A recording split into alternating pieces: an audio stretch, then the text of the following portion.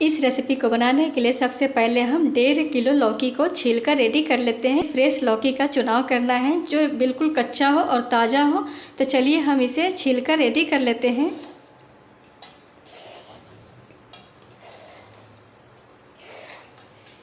मैंने लौकी को पहले से ही अच्छी तरीके से धो के साफ़ कर लिया हुआ था।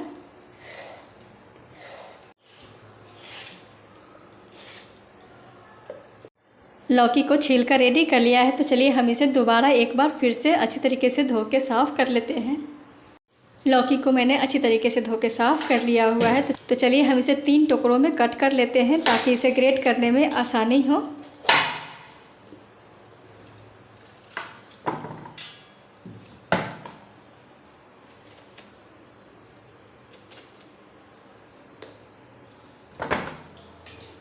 आप देख सकते हैं कितना फ्रेश और कच्चा लौकी है ये, इसमें बिल्कुल भी बीज नहीं है। इसी तरह के लौकी का चुनाव करना है। तो चलिए अब हम इस ग्रेटर की सहायता से मोटे साइड से ग्रेट करके रेडी कर लेते हैं।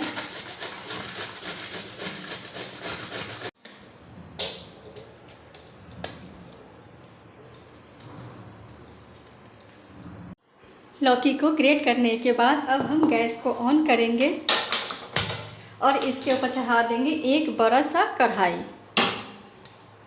कढ़ाई जब अच्छी तरीके से गर्म हो जाए तब डालेंगे लगभग 3 टेबल स्पून देसी घी।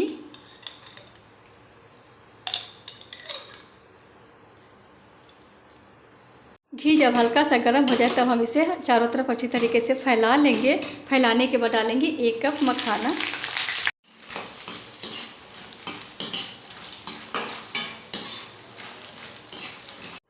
दो से 3 मिनट तक मीडियम फ्लेम के ऊपर भूनने के बाद अब हम इसमें डालेंगे 3 टेबल स्पून बादाम और 3 टेबल स्पून काजू।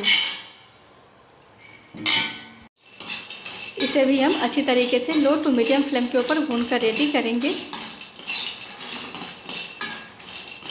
लो टू मीडियम फ्लेम के ऊपर ड्राई फ्रूट जब तक भून रहा है तब तक हम दूसरी तरफ से गैस को ऑन करके 1.5 लीटर गाय के दूध को उबाल लेते हैं। अगर आपके पास गाय का दूध ना हो तो आप किसी भी दूध में बना सकते हैं, लेकिन एकादशी के व्रत के लिए गाय का दूध में ही बनाना अच्छा होता है। किसी भी तरह के व्रत के लिए गाय का दूध अच्छा माना जाता है, तो कोशिश करें कि गाय का दूध में ही बनाएं। काजू बादाम डालने के बाद मैंने इसे लो टू मीडियम फ्लेम के ऊपर 3 से 4 मिनट तक भूनकर रेडी कर लिया है। अब यह तैयार हो चुका है। तो चलिए हम इसे निकालकर प्लेट में डाल देते हैं। अब हम इसी कढ़ाई में डालेंगे 1 टेबल स्पून घी और घी डालने के बाद डाल देंगे ग्रेट किया हुआ लौकी।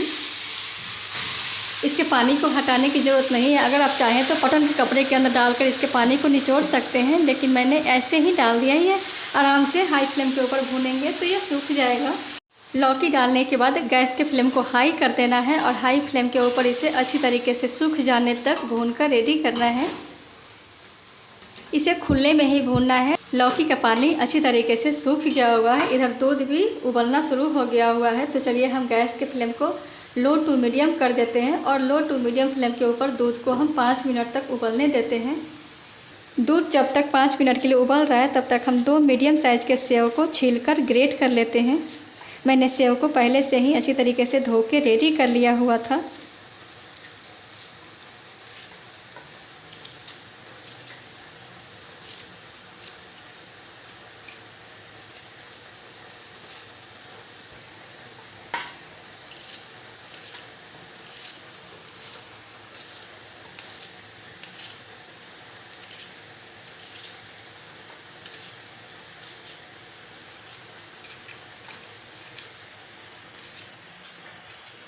सेव को भी मोटे साइड से ग्रेट करके रेडी कर लेंगे।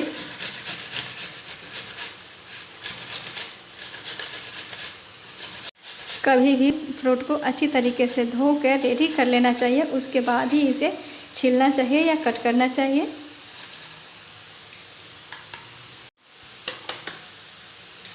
तो चलिए ग्रेट किए हुए सेव को भी हम इस लौकी के अंदर डाल देंगे और इसे भी हम लौकी के साथ में 2 मिनट के लिए भून लेंगे। लौकी को भूनते समय मैंने हमेशा शुरू से ही हाई फ्लेम ही रखा है और हाई फ्लेम के ही ऊपर इसे भूनकर रेडी किया है। आप भी जब भी बनाएं इसे हाई फ्लेम के ऊपर भूनकर रेडी करें ताकि ये फटाफट से इसका पानी सूख कर रेडी हो जाए।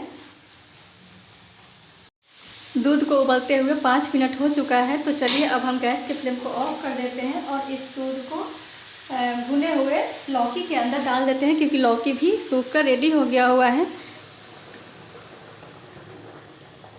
दूध डालने के बाद हम इसे अच्छी तरीके से मिक्स कर लेंगे और गैस के फ्लेम को हाई रखेंगे। 5 मिनट तक हाई फ्लेम के ऊपर कुक करने के बाद अब हम गैस के फ्लेम को मीडियम कर देंगे और मीडियम फ्लेम के ऊपर इसे अच्छी तरीके से कुक होने देंगे। लौकी जब तक कुक हो रहा है तब तक हम भुने हुए ड्राई फ्रूट को पीस कर रेडी कर लेते हैं।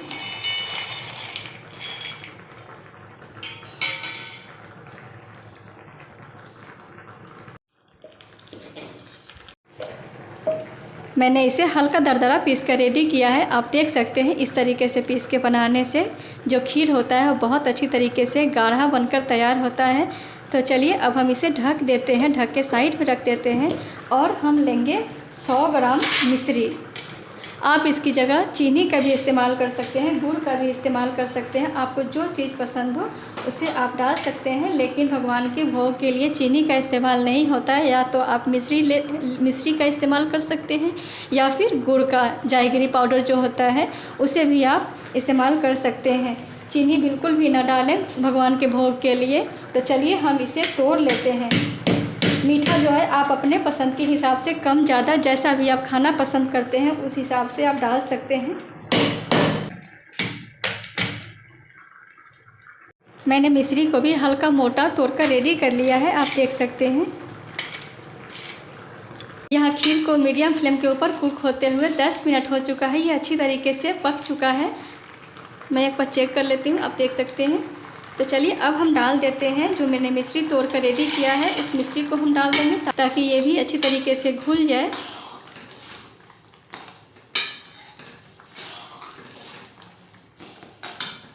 मिश्री डालने के बाद डालेंगे 3 टेबल स्पून किशमिश, जिसको मैंने धो के साफ़ कर लिया हुआ है।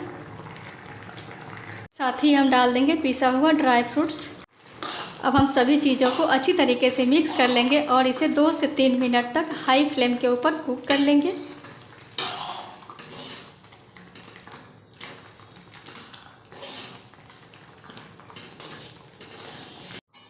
दो से 3 मिनट तक हाई फ्लेम के ऊपर कुक करने के बाद अब ये बिल्कुल रेडी हो चुका है। आप देख सकते हैं इसका थिकनेस कितना बढ़िया बनकर तैयार हुआ है। तो चलिए अब हम गैस की फ्लेम को ऑफ़ कर देते हैं, नहीं तो अगर ये ज़्यादा देर तक और पकाएंगे तो बहुत ज़्यादा गाढ़ा हो जाएगा, फिर तो ये बर्फ़ी बनाने वाला रेसिपी हो जाएगा।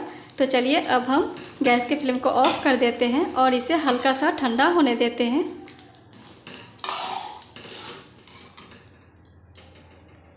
जब खीर हल्का सा ठंडा हो जाए तब हम एक बार इसे अच्छी तरीके से मिक्स कर लेंगे।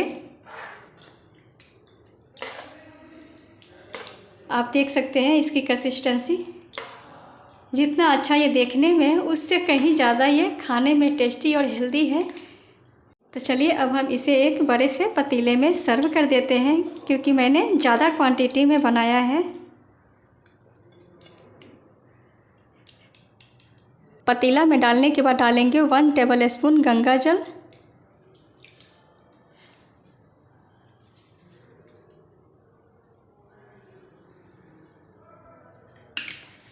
एक तुलसी का पत्ता डालेंगे। इस तरह से मैंने भगवान का भोग तैयार कर लिया है। हमारे साइड में एकादशी के दिन विष्णु भगवान और तुलसी माता को 11 प्रकार के भोग चढ़ाए जाते हैं। तो 11 प्रकार का भोग तो बनाना मुश्किल है, इसीलिए मैंने 11 तरह के सामान को 11 तरह का इंग्रेडिएंट्स एक साथ मिक्स करके इस रेसिपी को बना के तैयार किया है, जिसे बनाना आसान है, खाने में बहुत टेस्टी और हेल्दी है। तो प्लीज़ इसे एक बार बना के ज़रूर ट्राई करेंगे। इस तरह मैंने 11 प्रकार के इंग्रेडिएंट्स को एक साथ मिक्स करके मैंने इस भोग को तैयार कर दिया है। तो चलिए मैं चलती हूँ भोग लगाने के लिए। आप भी इस रेसिपी को बनाइए और भगवान को भोग लगाइए। तो प्लीज़ इसे एक बार बना के ज़रूर ट्राई करेंगे।